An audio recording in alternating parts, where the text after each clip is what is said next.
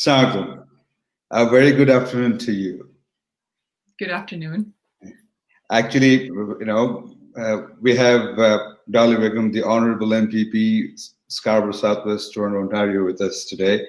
Thank you for joining us. And I must also thank Platform to have organized such a wonderful session where we can share. We can learn a lot from you and get enlightened, rather. And believe you me, when I was first briefed about the entire session, the first thing that came up to my mind that old Churchill thing, he said that, we make a living by what we get, but we make a life by what we give. I mean, you've been involved in so many things in the community, leading from the front, and your engagement in different avenues, mind-boggling. And I'm really, truly honored to have you with me today. Thank you, Dolly, to be a part of us. Well, as I said, that, it would be a very short time to try to know so many things from you, but we'll try to touch upon a few areas so that we know more, and certainly we'll try to get back to you in further occasions to learn more, get more enlightened, as I say. Well, the first thing is Happy Victoria Day. Tomorrow is the Victoria Day, and yes. An icon in the community. At the very onset, I would request you to have your remarks on this particular day. Yes, first, I know that we're going to celebrate it in different ways, unlike other times. All the fireworks and all the celebrations, all the gatherings have been canceled, so it's different, this time. But first, thank you so much for having me on this platform, and it's wonderful to have this conversation and to connect with our community members. It's an honor for me to serve the people of Scarborough Southwest. I've got a very diverse group of people, and I'm so honored to be able to represent them in the Ontario Legislature. Tomorrow we're celebrating Victoria Day in different circumstances, but I'm hoping that the spirit will remain the same, and obviously people will connect with their family members through this kind of medium, and virtually, or calling them, and making sure that they're getting in touch with one another and with friends and family members. So and hopefully next year we can gather around in a park or wherever it may be and do it in person. Wow, great, wonderful. As we're truly speaking about your involvement in diverse set of people in the community, I mean, and you have been involved with so many different quarters, right? And I ask a very stupid but simple question that there's no stupid question. How has it been so far? I mean, did you think of yourself like this, or it just happened like it happened, or you had a plan to kind of really get engaged and do things for the human race? I mean, how did it all happen? To be honest, I never liked politicians. Okay. I never thought I would be a politician. It's very strange when I think back in the journey here, because I have seen myself on the opposite of politicians all the time, and being in front of the legislature, screaming, protesting for things. I have gone to deputations where I sat in the legislature, telling how many things that are happening wrong and how they need to do better. But I think while I was doing that, I was kind of getting into that conversation and getting in that circle, trying to understand how to make it better, and eventually came to a point when the riding here and the party, when I was asked to run, at first I actually thought it was a joke, so I dismissed it, and maybe about 4 or 5 months later, we had a serious conversation about it, and that's when we started thinking. So the first time I was asked to do it, I kind of brushed it off and didn't really think that was something that I would actually be able to even pursue ever in my life. I did, however, stay involved in politics in the sense of policy and a lot of theory, because that's what I studied. What I really wanted to do was get into development and planning, which is what I did my master's in, and I always felt like I was going to go back to Bangladesh or somewhere in some village there and do some work that which I truly believe that I might one day end up doing that, but there's a little bit of inside, that part of me that wanted to do things like that, projects where you help people and you bring communities together. And I'm seeing that through the job that I'm doing right now, you have similar opportunities. And obviously the people that I represent here need a lot of support and have been wonderful people, with their faith in me to actually do the work that I'm doing. So I do feel honored and privileged. Great. I mean, we truly appreciate that. That again reminds me of that famous movie, Forrest Gump. Life is like a box of chocolates. You never know what you're going to get. So you did hate something, but you turned out to be the best at it. Wow, yeah. Great. And, going back to what you were saying earlier, that, you're trying to do innovative things and all. We saw that, your involvement with the young people, and very recently, probably you had a virtual iftar kind of a stuff with the young people and all. It's tomorrow, so I'm very excited. Yeah, it's tomorrow. It's for any youth in Scarborough Southwest, regardless of color, faith, anything. They don't have to be fasting. It's just to make sure that we kind of come together. And it's also tomorrow night, so I'm back in the legislature on Tuesday. And the question I'll be asking the youth, which is actually a sneak peek, and that I'm telling you because I'm very excited about it, is what would you like me to ask the premier on Tuesday? Okay. So I'm very excited about hearing about their answers and their thoughts. Such a wonderful thought, such a wonderful, way of dealing things. As you were saying that it's a new normal and we'll be doing things differently this year. And you've already started doing things differently, like, having to plan this virtual iftar.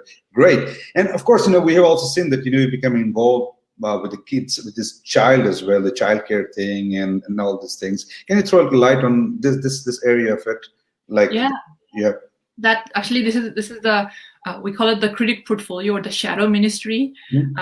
So as a member of the official opposition party, I have the shadow ministry of childcare and early learning. So I actually, over the past year, I've been working extensively in the issue of having, how do we bring good quality, affordable childcare for people in Ontario, because it's a huge need in the province. And when we talk about childcare, it's not just about the child, being minded for a few hours by someone and being taken care of those hours. It's more to do with the development of the child, what kind of learning he or she is receiving at that moment. Also enabling a lot of the workforce, moms and dads who have children to go back to work. So it actually is a huge component of our economy. And the development of our future generation. So, having said that, this pandemic actually showed a different side of childcare and how important it was, because right after everything closed down, we realized a lot of the healthcare workers, a lot of the frontline workers, first responders, a lot of them need childcare. Otherwise, they'll be stuck home without being able to, without any support for their children. So one of the first thing I asked the minister, because we were actually having almost weekly phone conversations with the Minister of Education, and one of my first asks was, we're going to need emergency childcare because these people are going to need, this support. Otherwise, they won't be able to do the work that they need to do to keep us safe. Absolutely. And just within a week, I was really happy that the ministry came up with the solution to provide free emergency childcare to a lot of, to different municipalities, and that were actually handling that. And obviously, then they expanded the list to who's going to be covered, and which was important. And then obviously there's a few different issues that came up, and throughout the regular feedback sessions, I was able to share a lot of those things. And I'm continuing that conversation because we're actually hearing a lot of the problems with childcare closing. So I know a lot of our community members, especially a lot of the Bengali Canadian women in our community are ECEs or ECAs. So they're actually in the sector as workers. So it's really important for me to make sure that these folks have jobs when this is over. Yeah. So that sums up saying that, we truly are leading from the front and with the issues that really needs to be taken care of, thrown light upon. And once again, thank you so very much for taking care of this avenues. And as you were talking about pandemic, COVID, let's talk a little bit about this very obvious thing. Yeah, you've been leading to the front in the community, being engaged in many different acts and all, and of course the well-being of the community is a primal factor as you focus on. And what do you think? How deep is the cut as far as the impact of COVID is concerned in a community? And I would be more interested to know, as a community leader, from you that how long might it take, and what we should be trying to do to cope up with this whole pandemic thing, because it's going to stay for some time, that's for sure, right? So as a community, how should we stand together? What should we be doing? What should we be looking at in the days to come to kind of fight or to cope up with the situation? Mm-hmm. That's a very important question, very big question that you asked.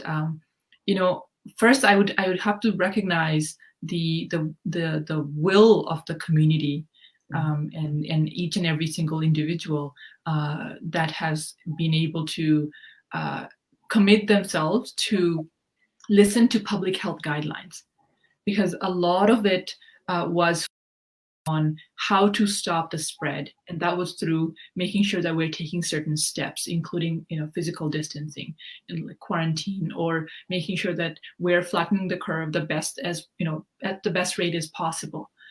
So I have to say I was really happy with the way a lot of community members have come together and ensured one another, informed one another, and said, what, this is what we have to do.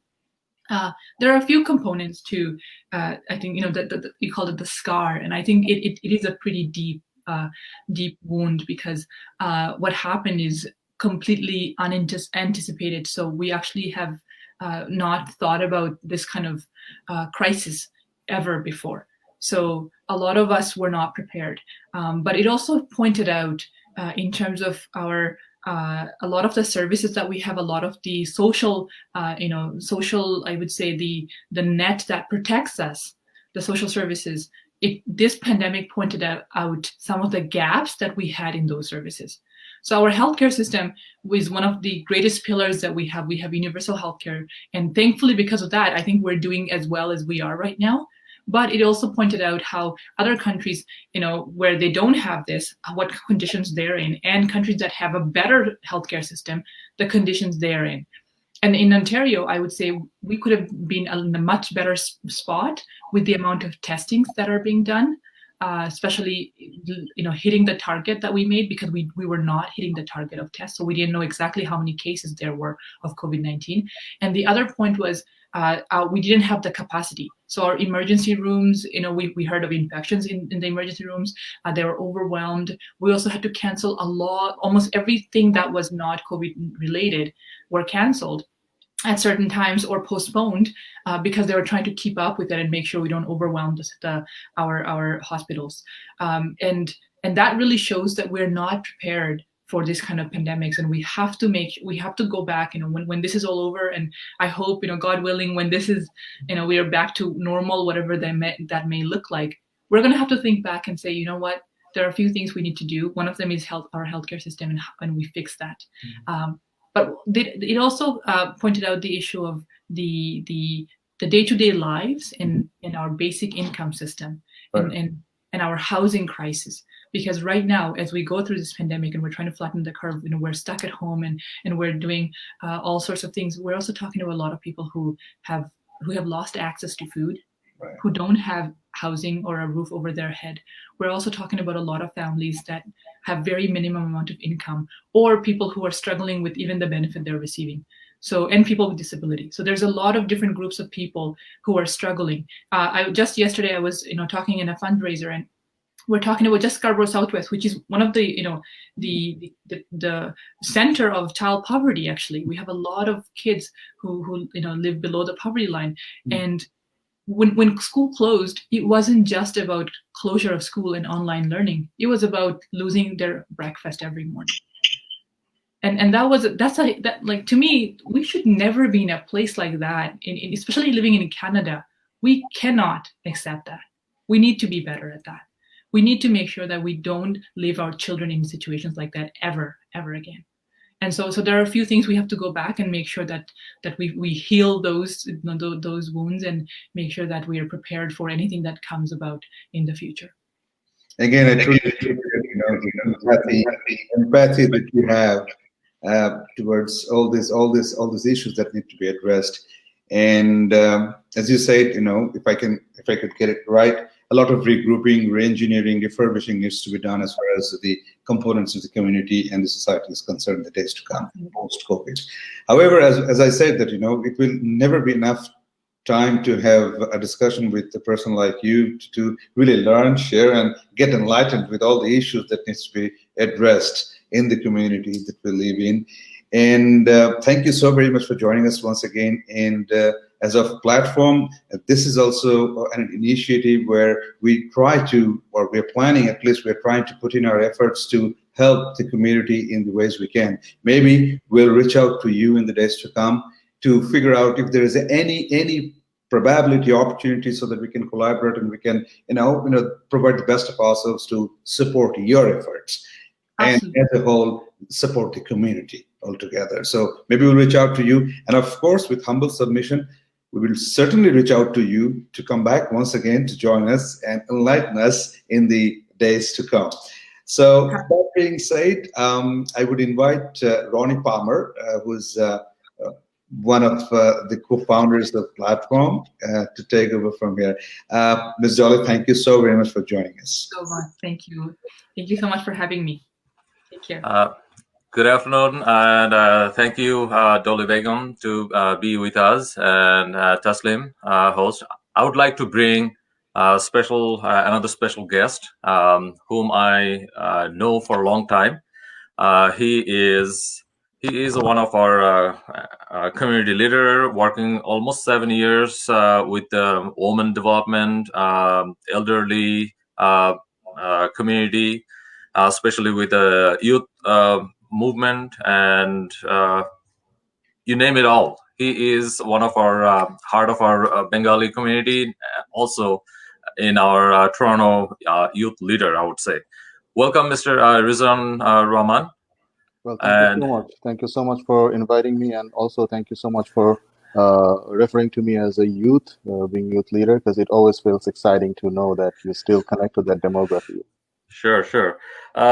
The question came to my mind, like, why you feel to step up, and how do you handle these issues? Especially, like, I saw on Facebook that you are working as a frontliner on the COVID issues, reaching out to neighbors, community, front door, and providing help, support on that. And also, finally, I would request you to give us a remark on Victoria Day, what's in your mind, and how you're going to celebrate with your community. Thank you. Thank you for the first part of the question. What is important is to appreciate that we are working on the ground as volunteers, but volunteers can only succeed if there are enough organizations with leadership to show us the way. In this crisis, since day one, there are a few organizations in the community who have actually stepped up and who have come with different strategies, plans.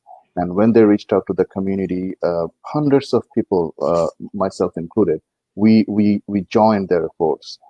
So just to give you an example, since I think it started during the first week or second week of this crisis, when a few elders of our community, seniors, I would say, senior with regards to the relationship we have. They're not by no means they're seniors 65 plus, but they are senior brothers and sisters. They got together and they started an initiative called Coronavirus Community Safe Support and Services. This is just one of the organizations. Then we have Unity Youth Association. We have Youth Force United. And whatnot. We have a lot of organizations who came up with these projects, and we just signed up as volunteers. The reason I personally felt that we should actually step up, not everyone, because each of us, we come with our own challenges, right? Health challenges, and we have family at home who we need to take care of. We need to be careful. But respecting all those challenges, the people who came up and did all those voluntary works, it was an amazing feel end of the day. And I think that's what triggered many of us to actually dive into this kind of work. Very recently, an elder brother of ours, Mr. Bashar, who works for Rubicon Food Product, he very generously donated 3.5 pallets full of juice, right? And what he needed our support with is actually with the logistics to pick it up and distributed it based on where it needs to go. And we were delighted to do that. A lot of volunteers joined too, and it was done by Youth Force United, one of the youth groups. So overall, what I have seen is that people just feel that they need to do something. Yes, they need to take care of their families, but on top of that, they need to do something. And that's what triggered all their efforts. People who didn't come on the road to actually do the distribution, they donated, right? They called us, they encouraged us. So I feel that almost each and every one of us have contributed somewhere or other. Very true, very true. We'll hear the final remarks from you about Victoria Day celebration, but before that, I just want to find out, and also want to tell, to our viewers that that's a nice chemistry working between you and Doly Begum, and the relationship between you and her is husband and wife, which is astounding, and I really admire both of your courage on doing things for the community. Thank you. We pray for the best on your future endeavor. And when you are giving us the final thought of Victoria Day remarks, we also like to hear from you about the final comments on that coming Ramadan Eid. We're going to celebrate very soon. So if you please just touch base that, and with your final remarks, we want to end up the session today. Of course. Now, thank you very much for mentioning about the chemistry that me and Doly we have, because we met through social work about 2 years ago, and we came close to each other through our social and political involvement. So it just complements us that we share some values that we hold very close to our hearts. Passion for social work, involvement with politics, and all those things. For my remarks, I would say that this is a very it has been said so many times that these are unique circumstances. So obviously, all the celebrations would be different too, different than probably last year or many other years that we have done. But what does not change, no matter what changes around you, is the belief that you have, the core values of all these celebrations. What changes is how you do it, but the values don't change. So I don't think there will be much difference as far as our passion and our excitement to celebrate all this, be it the Eid or the long weekend that we're passing now. These are all about family, your friends, caring, compassion, those things, right? So I would like to wish Eid Mubarak to all of my friends and family who are celebrating, and I would like to wish a very peaceful and reassuring long weekend. Some of the bigger corporations, they have actually started talking about this, that even though we are working from home, we should find a day or two when we just switch off and we focus on our own well-being and family time. So I would encourage everyone to take this time to just switch off from everything that's happening around you, focus on your family, play a round of Monopoly if you want, but just stay happy and be assured that this time will pass, and we'll very soon we'll actually step into a new era of peace and prosperity, inshallah. And just again, from a very different point, it just popped up in my mind that prayers are made in heaven, and truly you were blessed. And I wholeheartedly expect, wish, and pray that Thank you. You both, and the community is blessed by your good work. Thank you. Thank you so much. Thank you. Thank you, Rizwan Rahman. Thank you, Taslim. Having said that, we are closing our session today. We'll be on live in coming days. Okay. Thank you, and you all have a good day. Happy Victoria Day, and happy Eid to be. Eid Mubarak to everyone. Eid Mubarak. Eid Mubarak. Bye bye.